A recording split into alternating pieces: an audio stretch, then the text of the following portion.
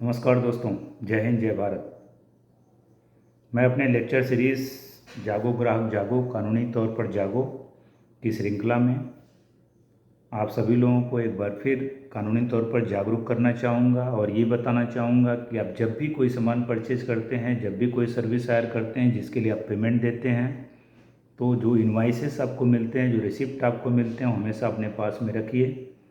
क्योंकि हो सकता है यदि आपको जो आपने प्रोडक्ट ख़रीदा है या जो सर्विस हायर किया वो डिफेक्टिव हो जाए और आपको वापस करने पे जो जो पर्टिकुलर शॉप है या सर्विस प्रोवाइडर है उसे वापस करने से मना कर देता है, तो उस केस में आप उचित जो सूटेबल कंज्यूमर कमीशन है उसके सामने आप अपने कंप्लेंट को फाइल कर सकते हैं, जो कि बहुत आसानी से हो सकता है। मैं आपको एक केस बताता हूं जो कि हाल में अभी कुछ डिस्ट्रिक्ट कमीशन के द्वारा डिसाइड किया गया है।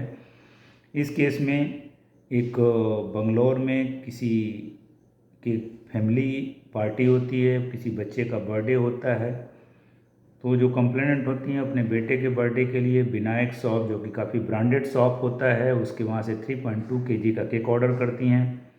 केक ऑर्डर करने के बाद जब केक घर में आता है, पार्टी शुरू होती है, केक को लोग खाते हैं और कुछ लोग बीमार हो जाते हैं, कई लोगों को डायरिया हो जाता है और रॉटन केक होता है। जो कंज्यूमर होती हैं, जो मदर हैं, वो केस फाइल करती हैं Bangalore district consumer redressal forum के सामने, और बाद में दोनों पक्षों को सुनने के बाद, दोनों पक्षों के दलीलों को सुनने के बाद में जो डिस्ट्रिक्ट कंज्यूमर फोरम होता है वो ये फैसला करता कि यस कि विनायक शॉप है, जो विनायक बेकरी शॉप है, उसके पार्ट में डिफिशियंसी इन सर्विस है and this is also unfair trade practices because of which the complainant have suffered a loss, a embarrassment. जैसा कि जो जितने गेस्ट आए थे वो गेस्ट को उल्टी होना शुरू हो जाता है। जो बर्थडे पार्टी एक इम्पॉर्टेंट ओकेजन होता है जो पूरे साल में एक बार आता है, उसको लोग सेलिब्रेट नहीं कर पाते हैं, और अल्टीमेटली जो कंज्यूमर कमीशन होता है वो कंप्लेनेंट को 3000 rupees litigation cost, 3000 rupees mental agony के लिए, और जो भी केक का पैसा था वो सारा वापस करने का ऑर्डर देता है। इसी प्रकार से एक अगला केस है जो कि पंचकुला डिस्ट्रिक्ट कमीशन के द्वारा डिसाइड हुआ है। इस केस में क्या होता है कि एक महिला होती हैं जो डेली कम्यूटर होती हैं टोल प्लाजा से, जो उनका रेजिडेंस है वो टोल प्लाजा के 10 किलोमीटर के पेरीफेरी में होता है, तो ये एग्जेम्पशन क्लास के अंदर में आती हैं और इनसे मिनिमल अमाउंट पर मंथ लिया जाता है 180 रुपीज़ के आसपास, जिसको ये देती हैं। मंथली पास बनता है और वो डेली उस टोल प्लाजा से फास्ट टैग जो उन्होंने बनवा रखा होता है, जो कि ICICI बैंक से लिंक होता है, वो हर मंथ अपने आप ही बैंक से काट लिया जाता है और उनका एक्टिवेट हो जाता है। अब इस बार क्या होता है, उनके अकाउंट से 180 रुपीज़ न कट करके 900 समथिंग रुपीज़ डिडक्ट होता है। वो कंप्लेंट करती हैं जो हिमालयन एक्सप्रेस लिमिटेड है, मेसर्स हिमालयन एक्सप्रेस, जो टोल प्लाजा को मैन करता है, वो एक्सेप्ट करता है कि यस कि उस दिन ऐसा कुछ मिस्टेक हुआ था टेक्नोलॉजिकल ग्लिच की वजह से, जिसमें 44 कंज्यूमर्स या कस्टमर से जो डेली कम्यूटर्स से उनसे पैसा ज़्यादा ले लिया गया था। अब उसके बाद से इन तमाम चीज़ों होने के बाद में उन मोहतरमा को कंपनसेट नहीं करते हैं, ऐसी बैंक भी डिनाई करती है। अल्टीमेटली वो मोहतरमा होती हैं, वो कंप्लेंट केस फाइल करती हैं डिस्ट्रिक्ट कमीशन जो पंचकुला में है उसके सामने। डिस्ट्रिक्ट पंचकुला कमीशन दोनों पार्टी को सुनता है, कंप्लेनेंट को भी सुनता है और अपोजिट पार्टी को भी सुनता है। दोनों से जो एविडेंस प्रोड्यूस किए जाते हैं एविडेंस को देखता है, और अल्टीमेटली ये देखने के बाद जो कंज्यूमर कमीशन है वो ये बोलता है, वो अपना आपका वर्डिक्ट देता है, ऑर्डर देता है, जजमेंट देता है कि हिमालयन एक्सप्रेस के पार्ट में ये अनफेयर ट्रेड प्रैक्टिस है और डिफिशियंसी इन सर्विस है। साथ ही साथ वो ICICI बैंक को भी लाइबल करता है और दोनों को ऑर्डर देता है कि 1 लाख रुपीज़ आप इनको कंप्लेनेंट को कंपनसेशन के रूप में देंगे, और साथ ही साथ जो अमाउंट का डिफरेंस है वो भी वापस करने का ऑर्डर देता है। इस प्रकार से देखिए, आप ऐसे देखेंगे तो आपको लगेगा तो 700-800 रुपये का मामला है, लेकिन देखिए वो जागरूक कंज्यूमर हैं।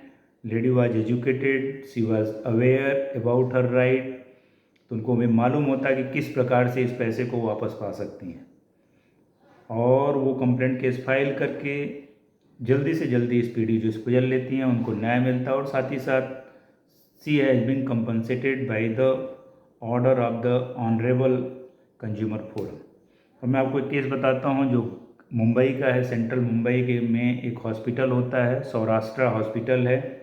इस हॉस्पिटल में एक पेशेंट को एडमिट कराया जाता है। पेशेंट का अनफॉर्चुनेटली डेथ हो जाता है। जब पेशेंट को एडमिट कराया गया था तो एक ग्रुप इंश्योरेंस कंपनी के स्कीम के तहत पेश कराया जाता है, जिसमें कैशलेस ट्रीटमेंट होना था। पेशेंट के डेथ होने के बाद जो उनके परिवार के लोग हैं उनको लेने आते हैं, तो उनके ऊपर जो मार्कअप चार्जेज होते हैं 24,000 rupees, which was not told at the time when the patient was admitted at the hospital, उनको नहीं बताया जाता, उनसे लिया जाता है। क्योंकि सिक्योरिटी डिपॉजिट होती है हॉस्पिटल में, किसी को एडमिट करने से पहले तो उनको सिक्योरिटी डिपॉजिट से वो that amount was deducted by the hospital authority. अब उनकी कोशिश करने के बाद भी जो हॉस्पिटल अथॉरिटी वो मानने को तैयार नहीं होते और ये बोलते नहीं, मार्कअप चार्ज है और आपको देना ही पड़ेगा।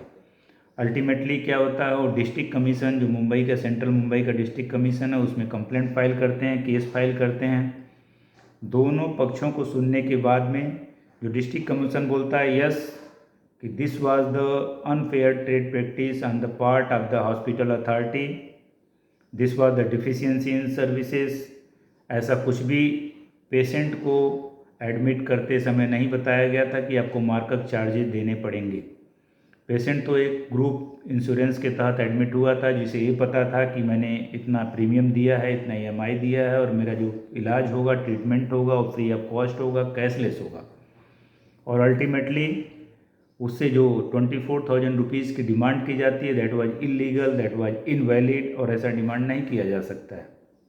अब इन तीनों केसों को आप देखेंगे तो ये पाएंगे कि तीनों मामलों में कोई ऐसा अमाउंट नहीं है कि जो कि 1 लाख रुपए या 10 लाख रुपए डिस्प्यूटेड रहा। बहुत छोटे छोटे अमाउंट के ऊपर भी कंज्यूमर केस फाइल कर सकता है। जो कंज्यूमर केस फाइल करने का तरीका होता है बहुत ही आसान होता है। हर एक डिस्ट्रिक्ट के अंदर में, भारत में हर एक डिस्ट्रिक्ट के अंदर में डिस्ट्रिक्ट कंज्यूमर रिड्रेसल कमीशन बनाए गए हैं। उसके अगेंस्ट में कोई एग्रीव्ड होता है तो हर स्टेट के अंदर में state consumer dispute redressal commission बनाए गए हैं, और जो अपने देश में है एक सेंट्रल या national consumer dispute redressal commission भी बनाया गया है, जिसमें केस फाइल करने का तरीका बहुत ही आसान होता है। जो फीस होते हैं काफ़ी कम होता है। जो उसकी जो कानूनी प्रक्रिया होती है, जो लीगल प्रोसेस होता है, that is very easy, that is not so complex as happens in the case of ordinary court of law as we see. आप जल्दी से जल्दी केस फाइल करके और तुरंत ही दोनों पक्षों को सुनने के बाद में न्याय पा सकते हैं, और आपको ऐसा लगता है कि यस कि मैं ठगा गया हूँ, या फिर मुझे जो सर्विस मिलना चाहिए था, जो प्रोडक्ट मिलना चाहिए था, वो नहीं मिला है। अब हम में से सारे लोग ही कंज्यूमर होते हैं, कहीं ना कहीं कुछ ना कुछ सामान को बाई करते हैं, किसी न किसी सर्विस को हायर करते हैं। तो बहुत इंपॉर्टेंट है कि जो भी इन्वाइसेस है, जो भी रिसिप्ट मिलता है, उसको 100% अपने पास में रखिए। जो भी आप करेस्पॉन्डेंस करते हैं, जब आपको मालूम हो जाता है कि इसमें कमी पाई गई है, कुछ डिफिशियंसी है, कुछ डिफेक्ट है, तो आप जो भी इंटीमेशन करते हैं उसका रिटर्न प्रूफ अपने पास में रखिए। और आपका यदि रिड्रेस नहीं होता है, ग्रीवांस जो शॉपकीपर होता है या सर्विस प्रोवाइडर होता है यदि उसको पूरा नहीं कर पाता, तो कंज्यूमर फोरम के सामने आप केस को फाइल कर सकते हैं, चाहे वो कितने भी अमाउंट का हो। और कंज्यूमर फोरम आपको बहुत ही जल्दी से और बहुत ही अच्छे तरीके से न्याय देने में सक्षम हो जाता है। तो जितने भी मेरे इस श्रृंखला में लेक्चर रहे हैं वो काफ़ी यूजफुल हैं, काफ़ी उपयोगी हैं। मेरा आप सभी लोगों से ये सबमिशन है, रिक्वेस्ट है कि इसको आप अपने देखें, अपने लोगों को एजुकेट करें। और आपको ये जानने की ज़रूरत है कि India is a democratic country. यहाँ पे जो भी रूल ऑफ लॉ फॉलो किया जाता है, हर केस में आप आसानी से केस को फाइल करके कंज्यूमर फोरम के पास में केस का निस्तारण कर सकते हैं। Thank you very much for listening me, thank you very much for giving me support, keep watching, thank you very much. जय हिंद, जय भारत।